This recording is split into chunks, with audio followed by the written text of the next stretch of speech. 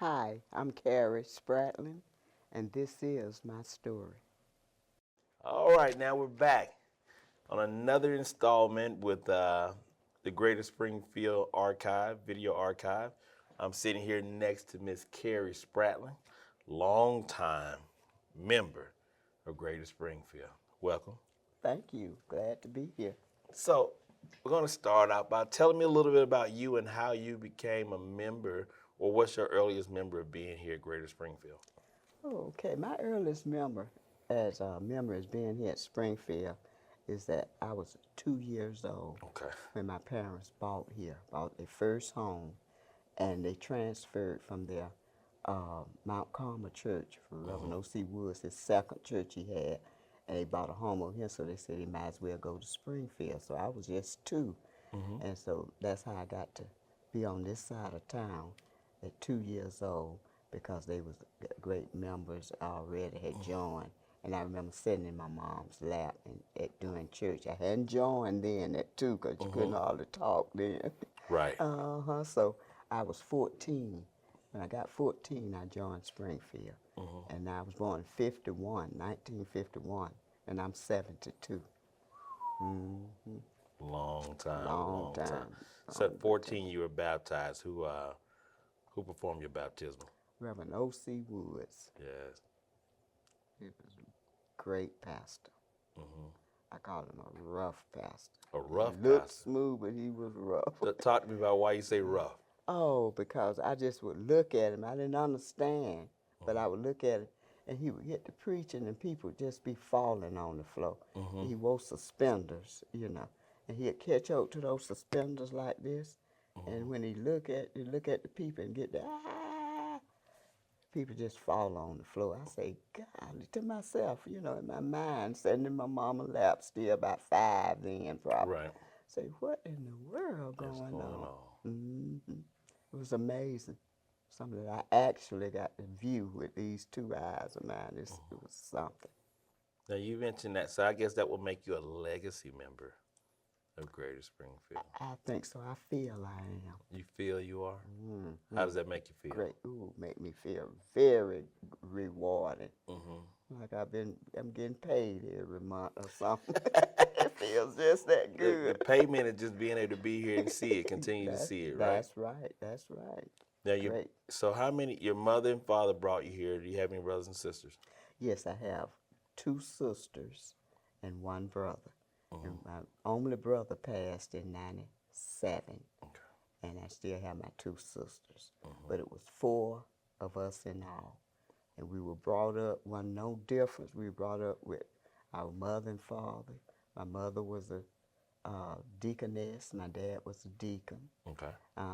And so it wasn't nothing like 2 of us went to church and the other 2 didn't. We were on the same path. We were structured. We weren't we was taught the same way, treated the same way. I can't even think back to look back. Some people say I was mistreated. I was different treated from my sister, brother. None of that was with me. I always felt that we was treated the same. Okay. So mother and father both served in the ministry in some capacity. You guys were raised up in the church. So Greater Springfield is basically part of your life. I mean, an integral part of your life. It's woven into the fabric of who Miss Spratling is. That's true. Just about plays a big portion in my life. In fact, it's still at the head right now. Now, yes, it is. Now, as a kid, did you participate in any ministries at all? As a kid, I did singing, and Okay. all 4 of us did sing. I started in the C.E. Calloway Okay. choir, and I think they picked up like age. I think we had some. I think about 5 up to 12. Okay. All those years we sung in that. Then as we got a little older, I think about 14, we started the Springfield Airs. We had directors. All the choirs here had directors, pianists, organ, very organized, rehearsals every Tuesday. We had to go to rehearsal and stuff, and it was so that's what it basically consists of, 2 choirs that I was involved in. So the C.E. Calloway, that's the youth choir? Or is that Sunbeam? Is that what? Yeah, well, C.E. Calloway was the name of the Sunbeam Choir. Okay, all right. Sunbeam Choir and Springfield Airs. All right. And though C.E. Calloway was the lady that directed Okay. and ran that core group. Okay. hmm Y'all were good. Yeah, we was good. Could blow. Very good. Y'all could yes. sing. Oh, we could sing. Oh, we just pat our hands and just, ooh, we. I reminisce a lot. Sometimes sit and sing all those old songs. Great songs. What's your favorite one? Ooh, we good grief, all of them really. Pass Me Not, O Gentle Savior. And we'd sing, but we'd sing it with a little dip in it. Pass me not, O gentle Savior.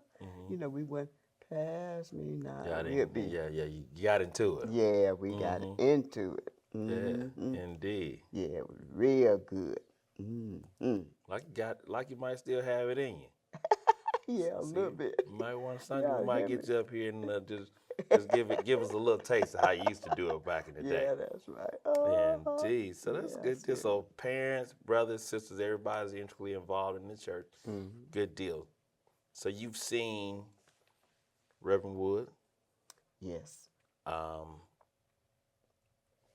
Current Pastor Wheeler. And who's the second one you Second pastor is Reverend Solomon Whitfield. Whitfield. Give me a little bit about each one of them that you remember. Okie dokie. Well, I mentioned to you the first one. Suspenders. We got suspenders. And the second one, Reverend Whitfield. I remember him so well. And one thing, my parents established such a close relationship with him. I mean, they would come up to our house after church. After church, back then they was having evening service. It started at 3 o'clock. So they would come up to our house and eat dinner. My grandmama lived with us. She'd have dinner ready. If they want to sit down and eat, we all ate together. And then they'd go across the street and get us some ice cream if they wanted from Flavor Palace. Flavor Palace, right up the street. Right up the street, across the street. And our house was right on the side of it, across the street, on Griffin Street. So it was just, so many memories of that. And then the third pastor was Reverend Wheeler. And he came in, I say the later part. And we're not up there for him to go up there, but still, he was the later pastor, and I enjoy him now. He's doing a very good job. Okay. Yep, doing a good job. That's a good deal. Now, the community has been, so you mentioned Flavor Palace and living in the neighborhood and things of that nature. When you started, church was a huge part of the community. Yes. You guys moved around, you walked, you came here for the morning, went home, ate, came back for evening, and all those things. Church really, truly meant something in the community at that point in time. It did, very much. And it wasn't just us doing it. It was people 2 and 3 streets away. We had different, like Thanksgiving came in, the churches would unite, 5 and 6 churches for Thanksgiving Day, for service. Right. And then we'd leave church, go home, and then have Thanksgiving. Like they just started eating turkey at 1 o'clock. We'd be eating about 3 or 4 with dressing. Because we've been to church, they would have a group singings, and it was just, it was our Pilgrim Baptist Church. And Pilgrim right up on Chestnut. That's right, Pilgrims on Chestnut. It was Corinth Baptist Church on Simpson. Reverend Hood's Church, St. Mark. It was like 2 more. I can't think of them at this time, but I mean, we had some service. And it started early. It started like 8 o'clock service. And we'd be over 2 or 3 hours. Right. Wasn't nobody rushing, trying to get home. We got to cook. We got to do this because everybody prepared, worked ahead. Things back then were so organized. They worked ahead on things. Right. So it wouldn't stress you out or nothing like that. It was great. Now, you've seen this church grow, too. Like, I understand that this used to be the primary sanctuary downstairs, but, and then, you guys have grown and built up.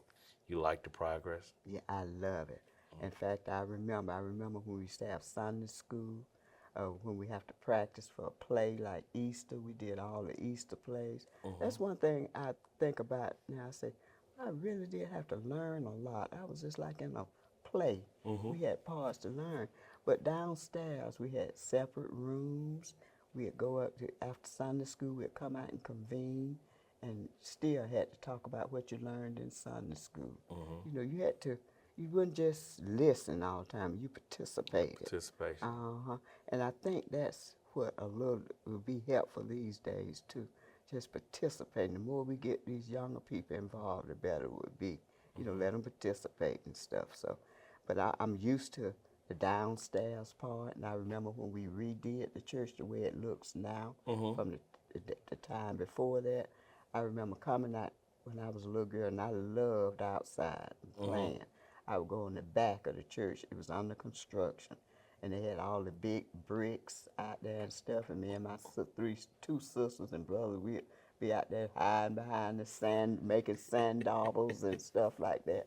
But it was just enjoyable. You know, wasn't nobody stealing. You not to worry about them stealing all the bricks from in the back of the church. The security wasn't nothing like that. So that's amazing to me now, too. But it was a sacred place, though. People understood that. Sacred place. Ooh. I think you could leave the church door open. I don't They think were nobody open would back go in the day. in. Yes. Well, I know our house kept open. We used to sleep on the front porch sometime. Didn't have to lock the screen. We had a screen porch, and our house was very big upstairs. And I'd wake up sometime, and the insurance man coming to collect, you know, for them premiums for life insurance. And we didn't have to worry about that. And I had to live through all this to see this gradually happening. But I'm glad it didn't happen in my young age. It happened older where I could understand it a little better, you know.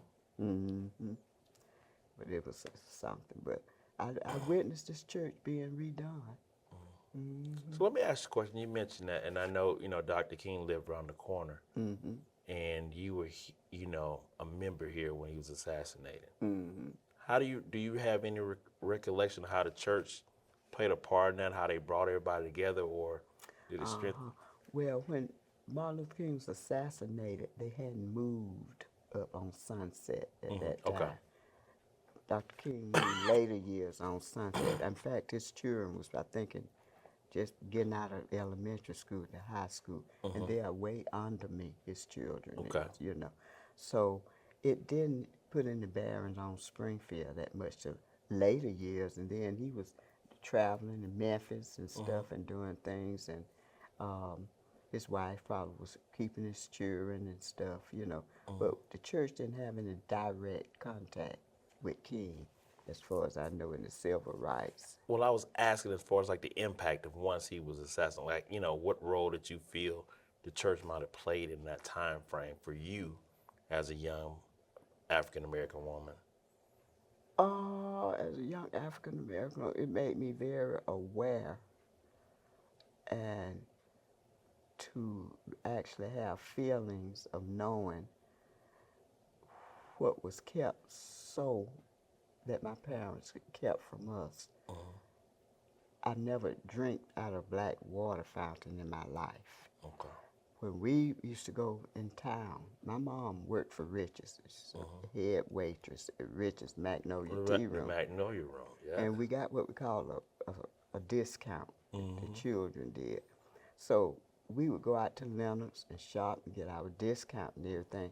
But we wasn't aware. I didn't get that much self-experience in civil rights.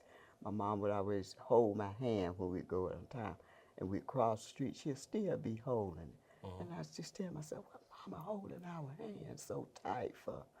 But she said, I don't know. She was the baby. She just said, I don't know. But I've always watched that and noticed it, you know. So I didn't get that. And I'm kind of glad she didn't, because now from me, my working experience and stuff, and I was a union steward for 17 years. If I had been directly a little earlier in the 60s, I think I would have been involved in civil rights and probably wouldn't understand it as good. I might have been a little violent. You were a little bit militant. Yeah, a little militant. Yeah, well, we're glad you ain't as militant. Yeah, I think so. I think so. But that wasn't at that time frame. You were rooted in the church, though. Either for us, yeah. Yeah, I was in that church. That would have helped me out too, probably.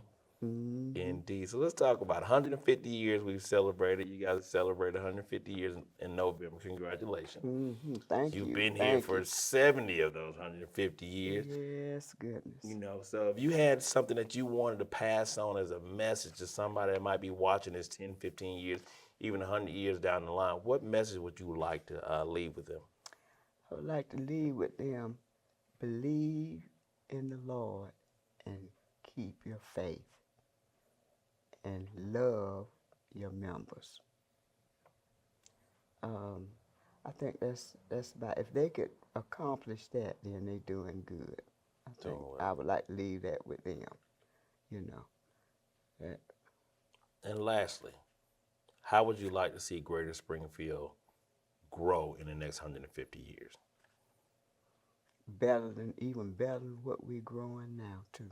New members, new welcoming each other, still watching the communities, just doing, just if we could do what we're doing now and a little bit more, we'll make it. We'll be doing good. That's what I want to see in 150 years. I would like to see it because I think we can do it. Definitely. I know we are. With the people that we have here, and I believe that all of us love the Lord that's here. And I think we're going to keep that in mind and we'll make it. Good deal. I know we will.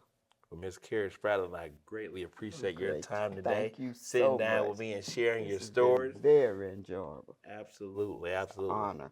70 years of faithful service here at Greater Springfield Baptist Church. Thank you. Thank you. Thanks for the invite.